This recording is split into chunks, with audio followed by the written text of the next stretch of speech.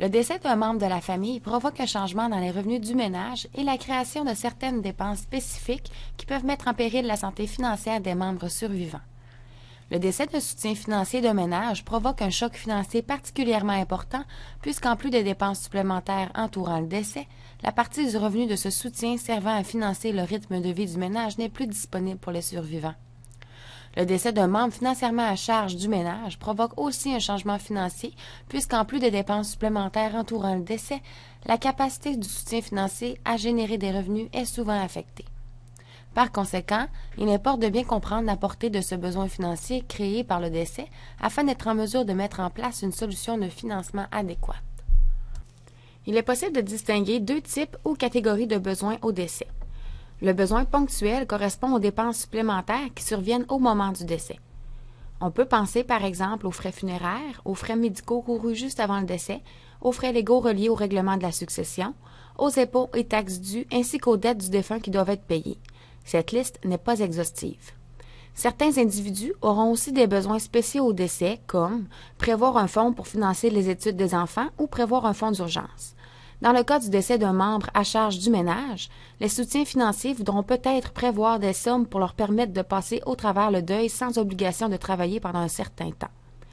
Deuxièmement, le besoin de remplacer le revenu du défunt correspond à la portion du revenu d'un soutien du ménage qui était utilisé par la famille et qui n'est plus disponible.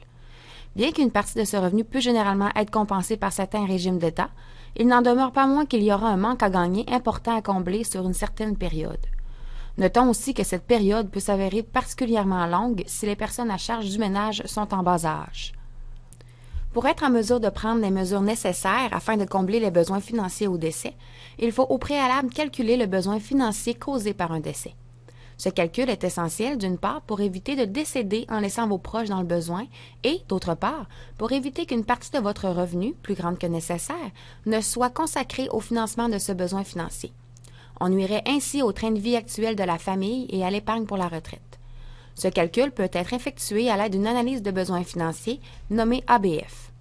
Grossièrement, l'ABF sert à déterminer le montant d'argent qu'il serait nécessaire d'investir immédiatement afin de générer un revenu suffisant pour combler la disparition d'un des revenus familiaux pour une période de temps déterminée. Nous insistons sur le fait que ce calcul est ponctuel et que, par conséquent, il doit donc être fait périodiquement ou lors de changements importants dans la situation familiale, décès, naissance, divorce, héritage, etc. Les planificateurs financiers et les conseillers en sécurité financière sont habilités à effectuer cette tâche et pourront bien vous conseiller. Certains engagements disparaîtront avec le temps. C'est le cas, entre autres, de l'emprunt hypothécaire et du maintien du niveau de vie des enfants à charge. On dira donc que le besoin financier relié à ces engagements est de nature temporaire. D'autres engagements seront normalement présents tout au long de la vie. En fait, peu importe l'âge du décès, certains frais seront à prévoir. On peut penser par exemple aux frais funéraires ou légaux reliés au décès ainsi qu'à l'impôt à payer au décès.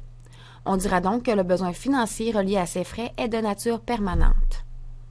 Analysons maintenant de quelle façon se comportent généralement ces différents besoins à travers le temps. On peut constater que les besoins temporaires sont plutôt décroissants, très élevés en début de vie active lorsque la famille s'agrandit et que les obligations financières sont plus importantes. Par la suite, ces besoins diminuent avec le temps avec l'avancement en âge des enfants et leur départ de la maison, ainsi qu'avec l'extinction progressive des dettes. Les besoins permanents sont, quant à eux, généralement croissants à travers la vie d'un individu. Les principales raisons sont les suivantes. D'abord, les frais funéraires augmentent à travers le temps. Ensuite, plus l'individu avance en âge, généralement, plus le règlement de sa succession est sophistiqué et par conséquent, plus les frais légaux sont élevés. En conclusion, les besoins financiers sont particulièrement faibles pour les personnes très jeunes et très âgées. C'est habituellement pendant la vie active que les besoins financiers, advenant un décès, sont les plus importants. L'assurance vie est utilisée dans la pratique pour répondre à différents objectifs. Dans un contexte familial, l'assurance vie est d'abord et avant tout utilisée comme outil de gestion de risque, puisque le montant d'assurance fixé au contrat vous permettra, en cas de décès, de combler vos besoins financiers ponctuels et de maintenir le rythme de vie des gens qui sont à votre charge dans le cas où vous décédiez plus tôt que prévu. Il est important ici de faire la distinction entre le besoin financier au décès et le besoin en assurance vie, puisque le besoin financier au décès peut être comblé par autre chose que de l'assurance vie. L'assurance vie n'est donc qu'un moyen parmi d'autres permettant de couvrir les besoins financiers au décès. En fait, une personne peut avoir accumulé un niveau suffisant d'épargne ou d'actifs lui permettant de faire face aux besoins financiers advenant son décès. C'est souvent le cas des gens qui avancent en âge et rarement le cas des personnes plus jeunes. Regardons de nouveau le graphique démontrant l'évolution des besoins financiers au décès.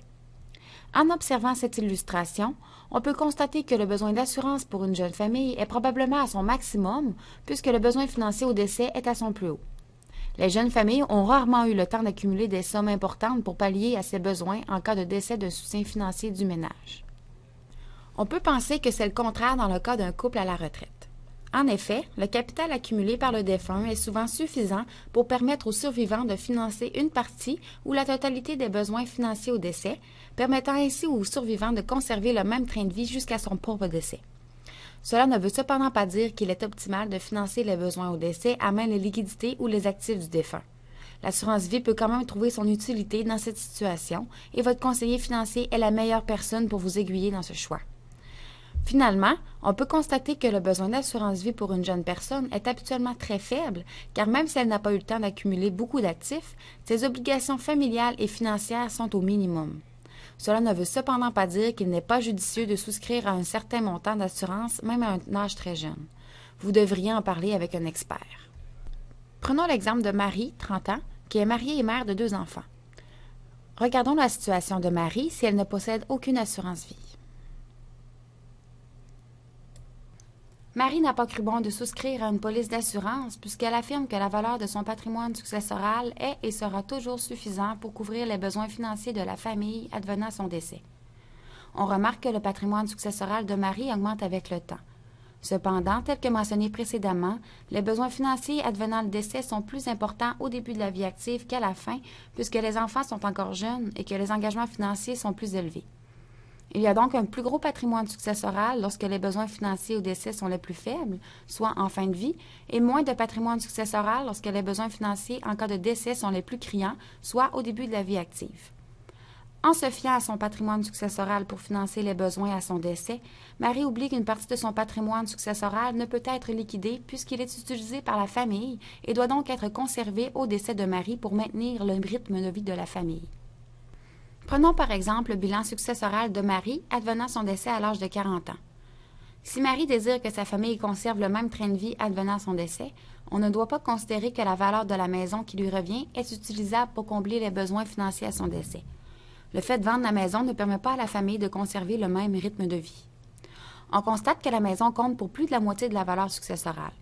Alors que Marie comptait sur une valeur de 200 849 $ pour financer les besoins financiers à son décès, elle ne pourra en réalité compter que sur 95 055 $. En diminuant du patrimoine successoral la valeur des biens qui ne peuvent être vendus au décès sans compromettre le train de vie du reste de la famille, on trouve la liquidité successorale. Regardons maintenant l'évolution des besoins d'assurance vie au décès de Marie à travers le temps. Pour effectuer cette analyse, nous avons posé les hypothèses suivantes. Les besoins ponctuels comprennent le paiement des dettes de Marie au moment du décès ainsi que les dépenses consécutives au décès incluant les frais d'honoraires.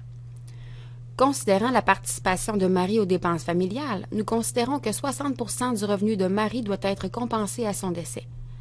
Nous considérons finalement que le revenu de Marie doit être compensé jusqu'à ce que le plus jeune des enfants ait atteint l'âge de 20 ans, soit pour une période de 17 ans. À la lumière du graphique, on voit que les besoins d'assurance au décès de Marie sont assez conformes à ce que nous avons présenté précédemment. La plus grande partie du besoin est présente pendant la vie active car les liquidités successorales de Marie sont insuffisantes pour combler le besoin financier en cas de décès. Après 17 ans, donc à l'âge de 47 ans, les enfants sont partis de la maison, ce qui procure une diminution importante du besoin financier.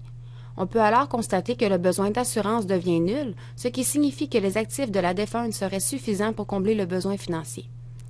À 60 ans, la dette sur la résidence est totalement remboursée. À partir de ce moment, il ne reste que les besoins ponctuels qui seront présents pour le reste de sa vie. Comparons maintenant les besoins financiers au décès de Marie avec les liquidités successorales. Rappelons que les liquidités successorales comprennent le patrimoine successoral de Marie diminué des biens qui ne pourront être vendus à son décès sans compromettre le rythme de vie du reste de la famille. Par exemple, pour trouver les liquidités successorales, il faudrait soustraire la valeur de la maison du patrimoine. On peut voir que si Marie décédait à 31 ans, Ces liquidités successorales lui permettraient de couvrir 32 673 $ des besoins financiers de sa famille d'une valeur de 563 345 $. La différence entre les deux constitue le besoin d'assurance vie de Marie. Comme elle n'en possède présentement aucune, si elle décédait à cet âge, ses proches souffriraient d'un manque à gagner de 529 672 $. À l'inverse, si Marie décédait prématurément à l'âge de 48 ans, la valeur de ses liquidités successorales se situerait à 290 998 $, tandis que les besoins financiers de la famille seraient de 68 818 $. C'est donc que ces actifs lui permettraient de couvrir amplement les besoins de ses survivants. Il resterait même des liquidités à laisser en héritage. Si on superpose les deux graphiques, on peut voir que c'est seulement entre la 44e et la 45e année de vie de Marie que le besoin financier deviendra équivalent à ses liquidités successorales. Un conseil avisé pourrait être de souscrire un contrat d'assurance vie lui permettant de couvrir les besoins financiers de sa famille en cas de décès prématuré pour au moins les 15 prochaines années, soit jusqu'à l'âge de 45 ans. Retenez simplement ici qu'il est important pour vous de bien évaluer votre besoin financier en cas de décès prématuré. Si ce besoin n'est pas bien couvert, ce sont les personnes à qui vous tenez qui pourraient souffrir des conséquences. Nous avons mis sur notre site quelques liens qui vous dirigeront vers des calculateurs de besoins d'assurance vie que nous avons jugés pertinents. Vous pouvez les utiliser aux fins d'estimation, mais considérant la complexité du calcul, nous vous déconseillons fortement de vous fier seulement aux résultats obtenus à l'aide des calculateurs web. Parlez-en plutôt à un expert.